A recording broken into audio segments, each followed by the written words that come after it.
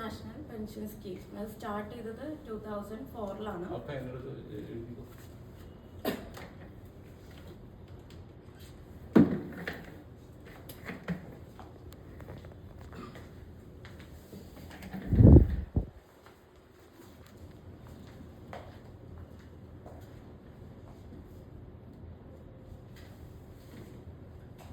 2004-ലാണ് start ചെയ്തത്. 2004 മുതൽ 2009 വരെ അത് ഗവൺമെൻറ് എംപ്ലോയീസിന് വേണ്ടി മാത്രമായിരുന്നു. 2009 ശേഷം പബ്ലിക്കിലേക്ക് അത് ഓപ്പണായി. NPS 4 കാറ്റഗറിയിലാണ് ഇൻവെസ്റ്റ് ചെയ്യുന്നത്. Government bonds, corporate bonds. Government bonds, corporate bones.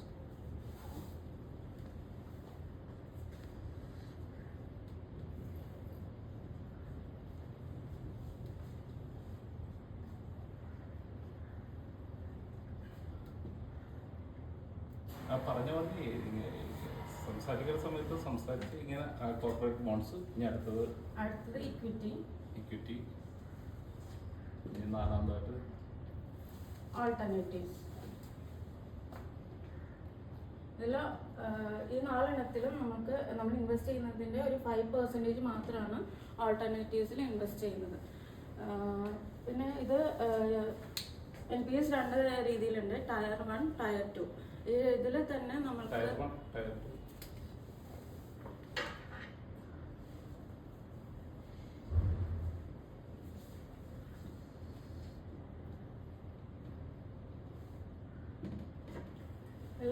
1-ൽ നമുക്ക് ലോക്കിംഗ് പീരീഡ് ഉണ്ടാവും, ടാക്സ് റിലാക്സേഷൻ ഉണ്ടാവും.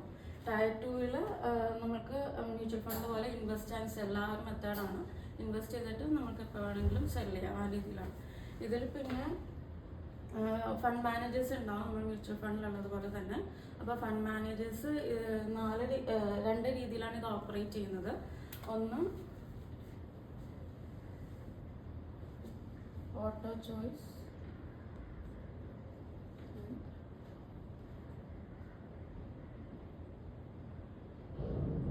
Active choice.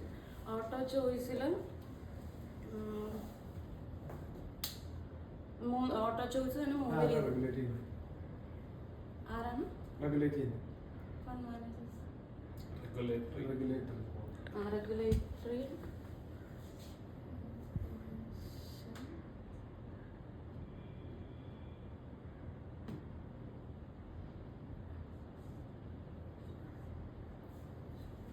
Pension fund, regulatory and development authority.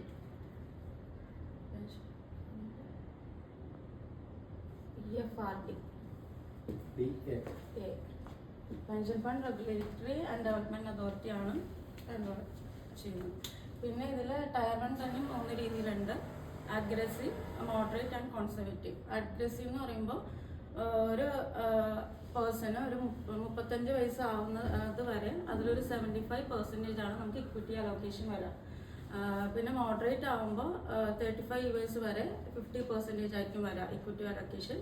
പിന്നെ കോൺസർവേറ്റീവ് ആകുമ്പോൾ 35 ഇയേഴ്സ് വരെ 25% ആയിരിക്കും ഇക്വിറ്റി അലോക്കേഷൻ വരാം. ഇതിൽ ഏജ് കൂടുന്തോറും ഇക്വിറ്റി അലോക്കേഷൻ കുറഞ്ഞുകൊണ്ടിരിക്കും. ഓക്കെ. ടയർ 2-ൽ നമ്മൾക്ക് തന്നെ ഫണ്ട്സ് ആക്റ്റീവ് ചോയ്സിൽ നമുക്ക് തന്നെ ഫണ്ട് സെലക്ട് ചെയ്യാം. ഫണ്ട് മാനേജർ സെലക്ട് ചെയ്യാം. പിന്നെ ഇത് തന്നെ അപ് ടു 35 ഇയേഴ്സ് 75% ആയിരിക്കും ഇക്വിറ്റി അലോക്കേഷൻ വരാം. ഏജ് കൂടുന്നതനുസരിച്ച് ഇക്വിറ്റി അലോക്കേഷൻ 50 ഇയേഴ്സ് വരെയാണ്. അതിനുശേഷം ഏജ് കൂടുന്തോറും ഇക്വിറ്റി അലോക്കേഷൻ കുറഞ്ഞുകൊണ്ടിരിക്കും. പിന്നെ ഇതിൽ നമുക്ക് ടാക്സ് വരുന്നത്, നമുക്ക് 3 ഇയേഴ്സ് ലോക്കിംഗ് പീരീഡ് ഉണ്ടാവും. 3 ഇയേഴ്സ് ലോക്കിംഗ് പീരീഡിൽ നമുക്ക് ഇൻവെസ്റ്റ് ചെയ്തത് ഒരു 2.5 lakhs വരെ ആണെങ്കിൽ നമുക്ക് ഫുൾ എമൗണ്ട് വിഡ്രോ ചെയ്യാം. അതിൽ കൂടുതലാണെങ്കിൽ 20% ആയിരിക്കും വിഡ്രോ ചെയ്യാൻ പറ്റുക. ബാക്കിയുള്ളത് ആന്യൂറ്റിയിലേക്ക് പോകും. പിന്നെ ഏജ് 60 ആകുമ്പോൾ നമുക്ക് 5 lakhs വരെയാണ് നമ്മുടെ ടോട്ടൽ ഇൻവെസ്റ്റ്മെന്റ് എങ്കിൽ നമുക്ക് കംപ്ലീറ്റ് ആയത് വിഡ്രോ ചെയ്യാം. 5 lakhs മേലെ ആണെങ്കിൽ 60% ആയിരിക്കും വിഡ്രോ ചെയ്യാൻ പറ്റുക. ബാക്കിയുള്ള 40% ആന്യൂറ്റിയിലേക്ക് പോകും. നമുക്ക് SWP ഓപ്റ്റ് ചെയ്യുന്ന പോലെ തന്നെ മന്ത്ലി പെൻഷൻ 6% ആയിട്ട് വിഡ്രോ ചെയ്യാം. ഈ പെൻഷനായിട്ട് വിഡ്രോ ചെയ്യുന്ന എമൗണ്ട് എപ്പോഴും ടാക്സ് പേയബിൾ ആയിരിക്കും. ഇതിൽ നമ്മൾക്ക് ടാക്സിൻ്റെ കേസ് വരുമ്പോൾ നമുക്ക് 2 lakhs വരെ എക്സംഷൻ ഉണ്ട്.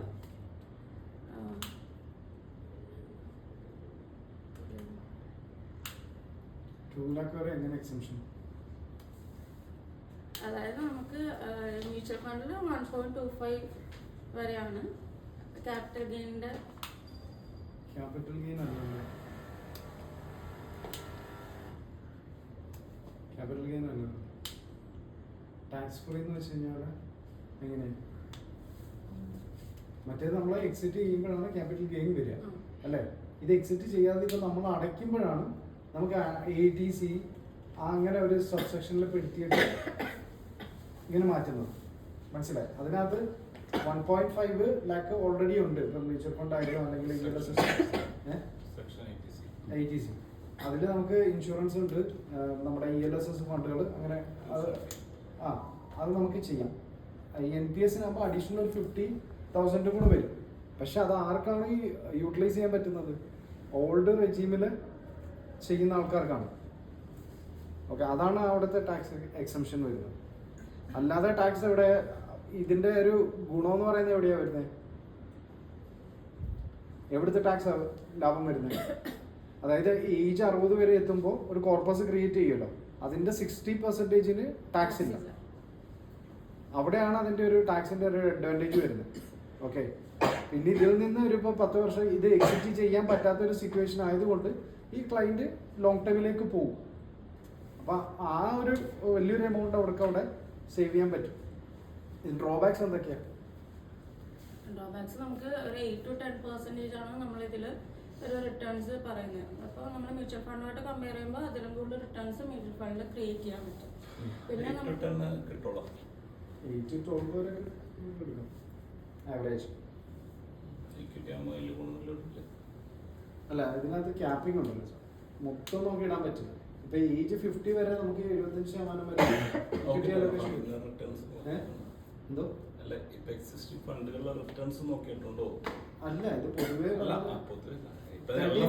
കിട്ടുന്നുണ്ട്. ഒരു 9.75 ആണ് എനിക്ക് ഇപ്പോൾ കിട്ടുന്നത് 3 years ആയിട്ട്. ആവറേജ് ചെയ്ത് വരുമ്പോൾ അങ്ങനെ വരുള്ളൂ സാർ. നോക്കിയിട്ടുണ്ടെന്ന് ഫണ്ടുകൾ കമ്പാരിസൺ കസ്റ്റമറായിട്ട് സംസാരിക്കുന്ന സമയത്ത് ആധികാരികമായിട്ട് നമ്മൾ അതിന്റെ ഡേറ്റാസ് നമ്മൾ എടുത്ത് നോക്കിയതിന് ശേഷം വേണം സംസാരിക്കാൻ. നമ്മളെ വായിൽ തോന്നിയ കാര്യങ്ങൾ നമ്മൾ വിളിച്ച് പറയരുത്. അപ്പോൾ ഇപ്പം ഇന്ന ഫണ്ട്, SBIയുടെ ഈ ഇന്ന NPS ഫണ്ട് അല്ലെങ്കിൽ ഇന്ന ഫണ്ടിൽ ഇന്നതാണ് റിട്ടേൺ, ഇത്ര വർഷത്തെ റിട്ടേൺ. കമ്പാരിറ്റീവ്ലി ഇപ്പം നമ്മളെ സംബന്ധിച്ച് മ്യൂച്വൽ ഫണ്ട് ഇപ്പം ഇക്വിറ്റി അല്ലെങ്കിൽ ഈ പറഞ്ഞ സംഭവങ്ങളിൽ നമ്മൾ കമ്പയർ ചെയ്ത് നോക്കാം. കാരണം ഞാൻ നോക്കിയിട്ടില്ല, ഞാൻ അതുകൊണ്ടാണ് ഞാനിപ്പോൾ ഒന്നും പറയാത്തത്. നോക്കിയതിന് ശേഷം NPS നല്ലൊരു ഓപ്ഷൻ തന്നെയാണ്. പക്ഷെ അതിന് ഏറ്റവും വലിയൊരു ഇതെന്ന് പറഞ്ഞാൽ ഒന്നാമത്തെ കേസ് ഈ പറഞ്ഞ പോലെ ലോക്കിൻ കസ്റ്റമറെ സംബന്ധിച്ച് ഇന്ന പർപ്പസ്, കാരണം അവിടെ പർപ്പസ് ഉണ്ട്, NPS പെൻഷൻ. അപ്പോൾ ആ ഒരു പർപ്പസിന് വേണ്ടി എന്നുള്ള രീതിയിൽ അത് നല്ലൊരു ഓപ്ഷൻ തന്നെയാണ്. പക്ഷെ നമ്മളെ സംബന്ധിച്ച് നമുക്കുള്ള ഒരു നെഗറ്റീവ് എന്ന് പറഞ്ഞു കഴിഞ്ഞാൽ നമ്മളത് ചെയ്തുകൊണ്ട് നമുക്ക് പ്രത്യേകിച്ച്, കാരണം നമ്മളിപ്പോൾ ഒരാൾ കസ്റ്റമറെ സർവീസ് ചെയ്യുന്ന സമയത്ത് നമുക്കൊരു ഇതായിട്ട് കൊടുക്കാമെന്നല്ലാതെ നമുക്കും അവരെ കസ്റ്റമർ സർവീസ് ചെയ്യുന്ന സമയത്ത് നമുക്കും ഒരു ബെനിഫിറ്റ് ഉണ്ടെങ്കിൽ മാത്രമേ നമ്മളെ സംബന്ധിച്ച് നമുക്ക് ആ കസ്റ്റമറെ സാറ്റിസ്ഫൈഡ് ചെയ്ത് നമുക്ക് മുന്നോട്ടുണ്ടാകാൻ പറ്റുള്ളൂ. നമുക്ക് 10 വയസ്സ് ഗുണമില്ലാത്ത ഒരു കസ്റ്റമറെ നമുക്ക് ഫുള്ള് സർവീസ് ചെയ്ത് നമുക്ക് മുന്നോട്ട് കൊണ്ടുപോകാന്ന് പറഞ്ഞു കഴിഞ്ഞാൽ നമ്മളെ സംബന്ധിച്ച് നമുക്ക് നടക്കുന്ന കാര്യമല്ല അല്ലേ. ഇപ്പൊ ഒരു ഗുണമില്ല ഇവര് ലൈഫ് ലോങ്, കാരണം ഇവരെന്ത് പ്രശ്നം വന്നു കഴിഞ്ഞാലും അവർ നമ്മളായിരിക്കും കോണ്ടാക്ട് ചെയ്യാൻ പോണത്. നാളെ എന്ത് ബുദ്ധിമുട്ട് വന്നു കഴിഞ്ഞാലും അവർ നമ്മളായിരിക്കും കോണ്ടാക്ട് ചെയ്യാൻ പോണത്. അപ്പോൾ ഇപ്പൊ നമ്മളിപ്പോ എന്തുകൊണ്ട് ഡയറക്റ്റ് ഫണ്ട് കൊടുക്കുന്നില്ല, റെഗുലർ ഫണ്ട് കൊടുക്കുന്നു? ഡയറക്റ്റ് ഫണ്ട് കൊടുത്തു കഴിഞ്ഞാൽ കസ്റ്റമറിന് എക്സ്ട്രാ ബെനിഫിറ്റ് കിട്ടുമായിരിക്കും. പക്ഷെ അവിടെ നമ്മളെ സംബന്ധിച്ച് നമ്മളത് കൊണ്ട് നമ്മൾ ചെയ്യുമ്പോൾ നമുക്ക് അതിന് കോസ്റ്റ് ഉണ്ട്, ഈ പറയുന്ന സംഭവങ്ങളെല്ലാം ഉണ്ട്. അപ്പൊ അത് ഭംഗിയായിട്ട് നമുക്ക് മാനേജ് ചെയ്തുകൊണ്ട് പോകാൻ പറ്റിയില്ലെങ്കിൽ നമുക്ക് സസ്റ്റെയിൻ ചെയ്യാൻ പറ്റില്ല. ഇപ്പൊ NPS മാത്രം വിറ്റുകൊണ്ട് നമുക്ക് സസ്റ്റെയിൻ ചെയ്യുക എന്ന് പറഞ്ഞു കഴിഞ്ഞാൽ പ്രാക്ടിക്കലി നമുക്ക് ഇമ്പോസിബിൾ ആയിട്ടുള്ള കാര്യമാണ്. അപ്പൊ ഒരു എപ്പോഴും ഒരു ബിസിനസ് എന്ന് പറഞ്ഞു കഴിഞ്ഞാൽ വിൻ വിൻ സിറ്റുവേഷൻ ആയിരിക്കും. അതായത് കൊടുക്കുന്ന, ഇപ്പൊ ഞാനിപ്പോ ഒരു കസ്റ്റമറിന് ഒരു സാധനം കൊടുത്തു, അദ്ദേഹത്തിന് അതുകൊണ്ട് ലാഭം ഉണ്ടാകണം, ഈ വിൽക്കുന്ന എനിക്കും അതുകൊണ്ട് മെച്ചമുണ്ടാകണം. ശരിയല്ലേ? ഇത് ഇത് രണ്ടുപേർക്കും മെച്ചമുണ്ടെങ്കിൽ മാത്രമേ അത് സസ്റ്റെയിൻ ചെയ്യാൻ പറ്റുള്ളൂ. അല്ല ഒരു സൈഡിൽ മാത്രം ഫുള്ള് മെച്ചം കിട്ടിക്കഴിഞ്ഞ് കഴിഞ്ഞാൽ ഒരു കാരണവശാലും നമുക്കത് സസ്റ്റെയിൻ ചെയ്യാൻ പറ്റില്ല. ചെയ്യാൻ പറ്റില്ല. അപ്പം നമ്മളെ സംബന്ധിച്ച് കസ്റ്റമറിനും ഗുണമുണ്ടാണ്, അതോടൊപ്പം തന്നെ നമുക്കും ഭയങ്കര വലിയ ഗുണമല്ല, മാന്യമായിട്ടുള്ള ഒരു ബെനിഫിറ്റ് നമുക്കും കിട്ടണം. അപ്പോൾ അതുകൊണ്ട് NPS ഇപ്പം നമ്മളെ സംബന്ധിച്ച് നമുക്ക് കൺസിഡർ ചെയ്യാവുന്ന, അതായത് ഇപ്പം ചെറിയൊരു അലോക്കേഷനൊക്കെ നമുക്ക് വേണ്ടി കൺസിഡർ ചെയ്യാവുന്ന ഒരു കാര്യമാണ്. പക്ഷെ നമ്മൾ കസ്റ്റമറായിട്ട് സംസാരിക്കുന്ന സമയത്ത് നമ്മൾ ക്ലിയർ ആയിട്ട് തന്നെ ഇപ്പം അതിൻ്റെ റിട്ടേൺ കുറച്ച് കാണിച്ച് നമ്മൾ ഇത് ചെയ്യേണ്ട കാര്യമില്ല. നമ്മൾ നോക്കുക, ഡേറ്റാസ് നോക്കിയതിന് ശേഷം എന്താണ് സംഭവിക്കുന്നത്. ഇപ്പം ഈ പറഞ്ഞ പോലെ NPSൽ ഇപ്പം ഈ പറഞ്ഞ പോലെ ഈ ഫ്ലെക്സിബിലിറ്റി അവിടെ കുറവായിരിക്കും. ഈ ഓട്ടോമാറ്റിക്കലി ഇപ്പോൾ കൂടുതൽ ലിക്വിഡ് വേണമെന്നുള്ള ആൾക്കും ഓട്ടോമാറ്റിക്കലി, പക്ഷേ ഈ ഏജ് കഴിയുമ്പോഴേക്കും അത് ബൈ ഡിഫോൾട്ട് അങ്ങനെ പോകാനുള്ള ചാൻസുകൾ കൂടുതലാണ്. അപ്പോൾ അതുകൊണ്ട് തന്നെ മ്യൂച്വൽ ഫണ്ട് ആകുമ്പോൾ നമുക്ക് തന്നെ കുറച്ചും കൂടി ഫ്ലെക്സിബിലിറ്റി നമ്മളെ സംബന്ധിച്ച് നമുക്ക് കുറച്ചും കൂടി ബെറ്റർ. ഇപ്പം എനിക്ക് കൂടുതൽ ലൊക്കേഷൻ, ഇപ്പോൾ ഉദാഹരണത്തിന് ഇപ്പോൾ കഴിഞ്ഞ ദിവസം ഇപ്പം ഇന്നലെ ഞാൻ ഇപ്പോൾ ഒരു കസ്റ്റമറുടെ അടുത്ത് പോയി. നമ്മളുടെ ഉള്ളതിൽ ഏറ്റവും ഏജ് കൂടിയ വ്യക്തിയാണ്. അദ്ദേഹം ജനിച്ചത് 1935. അപ്പോൾ എത്ര വയസ്സായി രേവതി?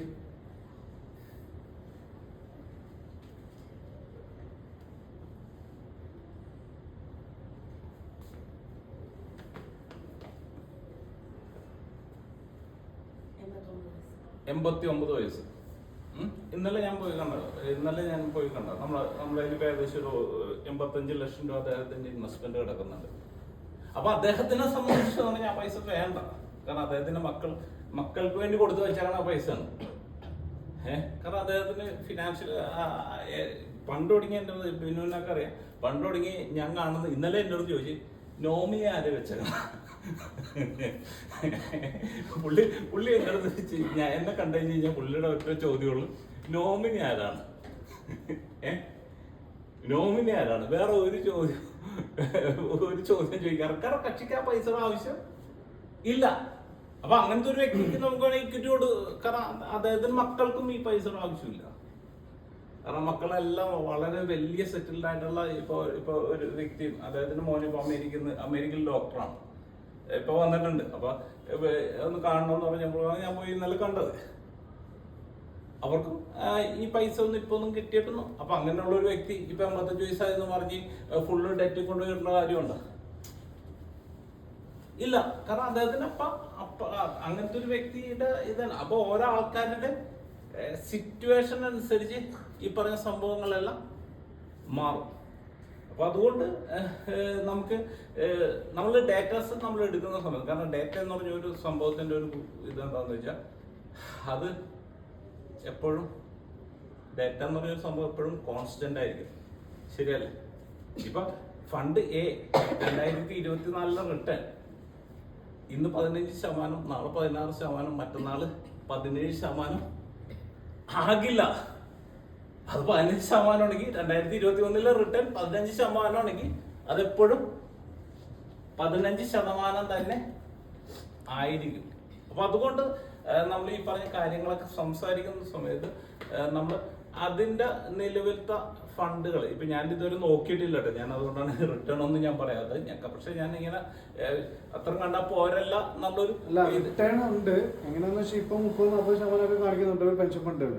പക്ഷെ ഇത് അതൊരു 60ാമത്തെ വയസ്സ് എത്തുമ്പോഴത്തേക്ക് ആവറേജ് എക്സ്പെക്ട് ചെയ്യുന്ന റിട്ടേൺ ഈ ഒരു റേഞ്ചിലാണ്. കാരണം ഇതിലെ റെസ്ട്രിക്ഷൻ ആണ്.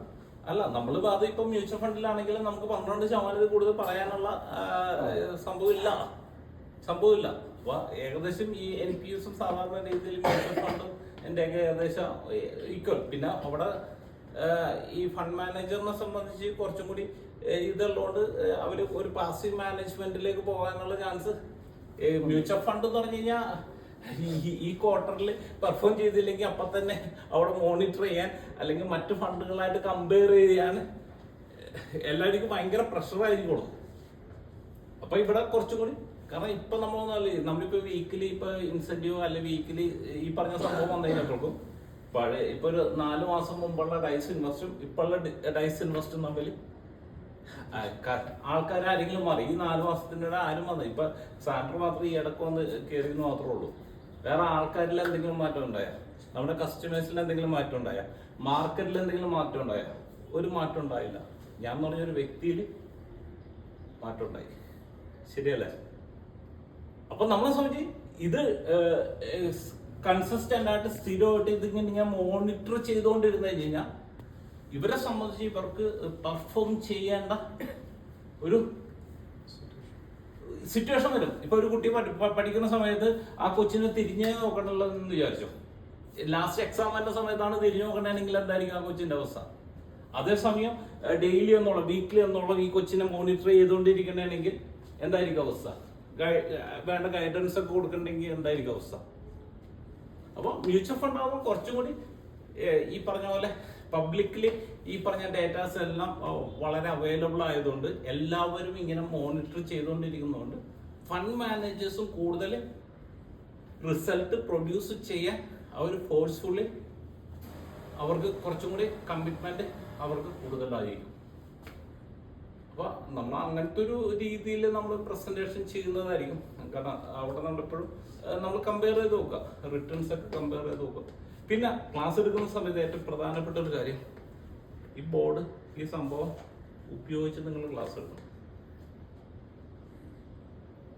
ഞാൻ കഴിഞ്ഞ ദിവസം പറഞ്ഞു, നമ്മൾ ഇത് നിങ്ങൾ പലതവണ എഴുതി പഠിക്കണം. ഇവിടെ വന്നിരിക്കുന്ന സമയത്ത് ഇത് സെയിം 10 പ്രാവശ്യം നിങ്ങൾ എഴുതി. ഇപ്പൊ ഞാൻ കഴിഞ്ഞ ദിവസം ഞാൻ നിങ്ങളെ പണങ്ങിയാണ്, ഒറ്റെണ്ണം ബുക്കും ഇല്ല, ഒരു സാധനം ഇല്ലാതെ ഇവിടെ വന്ന് ഇങ്ങനെ ക്ലാസ് കേൾക്കണേ. നിങ്ങൾ 10 പ്രാവശ്യം എഴുതി കഴിഞ്ഞ് കഴിഞ്ഞാൽ 10 പിന്നെ അത് മറക്കില്ല.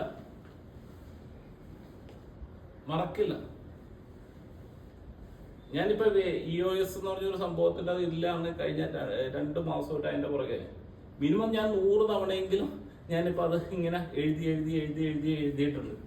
അപ്പൊ അതുകൊണ്ട് എന്താണെന്ന് വെച്ചാൽ ഇപ്പൊ ഉറക്കത്തിൽ ചോദിച്ചു കഴിഞ്ഞാലും ഇപ്പൊ കൃത്യമായിട്ട് എന്താണ് സംഭവം എന്നുള്ളത് കൃത്യമായിട്ട് പറയാവുന്ന ഒരു അവസ്ഥയിലേക്ക് എത്തി. അപ്പൊ നാളെ ചടപടാന്ന് നമുക്ക് ഈ പറഞ്ഞ കാര്യങ്ങൾ പറയണമെന്നുണ്ടെങ്കിൽ ഇവിടെ വന്ന് പറയുന്ന കാര്യങ്ങൾ വീണ്ടും ഒരു പ്രാവശ്യം ഞാൻ ബുക്കിൽ എഴുതിയെന്നും പറഞ്ഞ് അതിൽ നിങ്ങൾ നിർത്തരുത്. അത് പഠനമല്ല,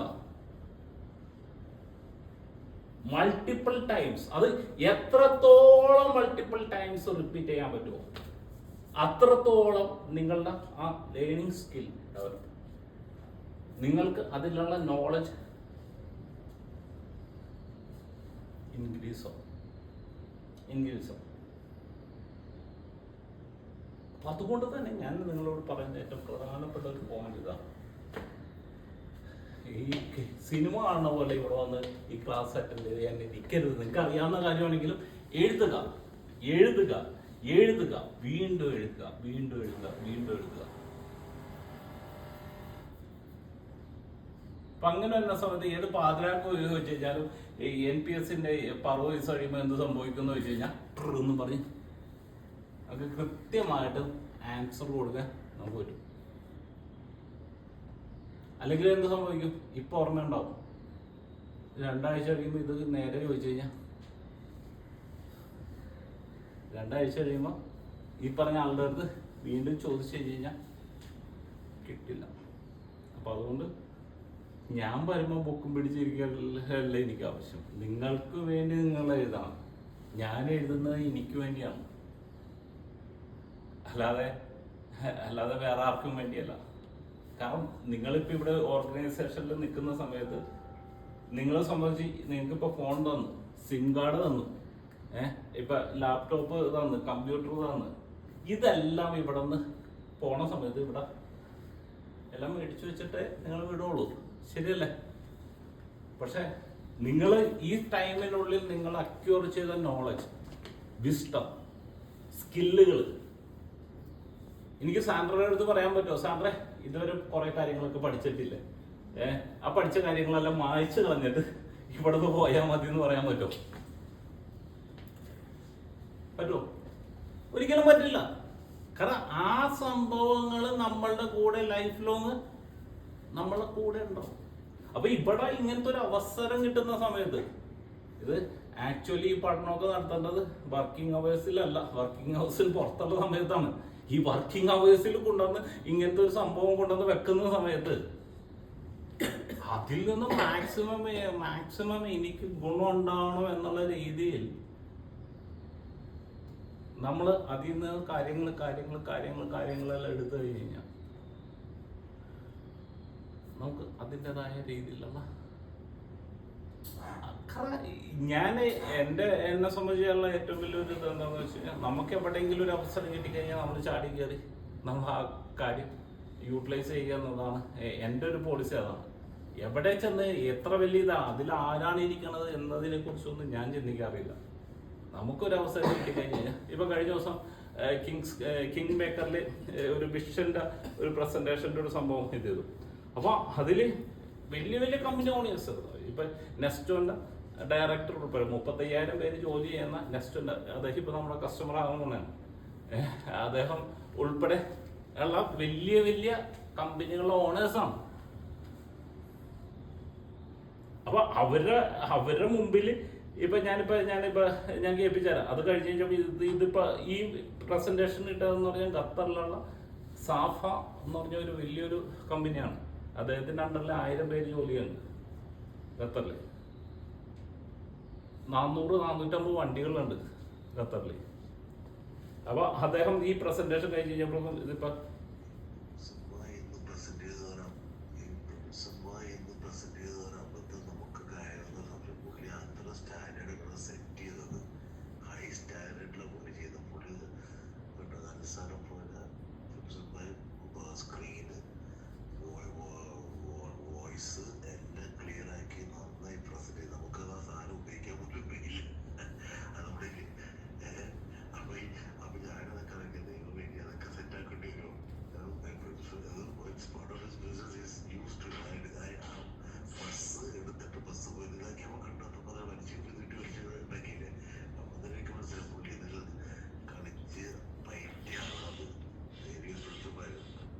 ഇതാരാണ് ഇപ്പൊ നമ്മളായിട്ട് കമ്പയർ ചെയ്യാൻ പറ്റില്ല. നമ്മളിലേക്ക് ഏറ്റവും മിനിമം ഒരു 100 മടങ്ങെങ്കിലും, ഏറ്റവും ഒരു 100x എങ്കിലും വലിയ ബിസിനസ് ചെയ്യുന്ന ഒരു വ്യക്തിയാണ്. ഏറ്റവും ചുരുങ്ങിയ ഒരു 100x എങ്കിലും. പക്ഷെ അവരുടെ മുമ്പിൽ ഇപ്പൊ നമ്മളെ എവിടെയെങ്കിലും ഒക്കെ കൊണ്ടുപോയിട്ട് കഴിഞ്ഞ് കഴിഞ്ഞാൽ അവിടെ ഞാൻ പറഞ്ഞൊരു വ്യക്തി ഉണ്ടെന്ന് തെളിയിച്ചിട്ട് അവിടെ ഞാൻ പുറത്ത് പോരാറുള്ളൂ. ഇതെങ്ങനെയാണ് വന്നത്? നമ്മൾ പഠിക്കുക, പ്രാക്ടീസ് ചെയ്യുക, പഠിക്കുക, പ്രാക്ടീസ് ചെയ്യുക, പഠിക്കുക, പ്രാക്ടീസ് ചെയ്യുക, പഠിക്കുക, പ്രാക്ടീസ് ചെയ്യുക. ഇപ്പൊ പ്രശാന്ത് വീട്ടിൽ വന്ന സമയത്ത്, പ്രശാന്ത് രാവിലെ 7 മണിക്കൊക്കെ വീട്ടിൽ വന്ന സമയത്ത് ഞാൻ പഠിക്കുന്നതായിരിക്കും. ഇന്നലെ രാത്രി 7:30 വന്ന സമയത്ത് 7:15 അപ്പോഴും ഞാൻ അവിടെ നിന്ന് ഇത് ചെയ്തുകൊണ്ടിരിക്കണേ.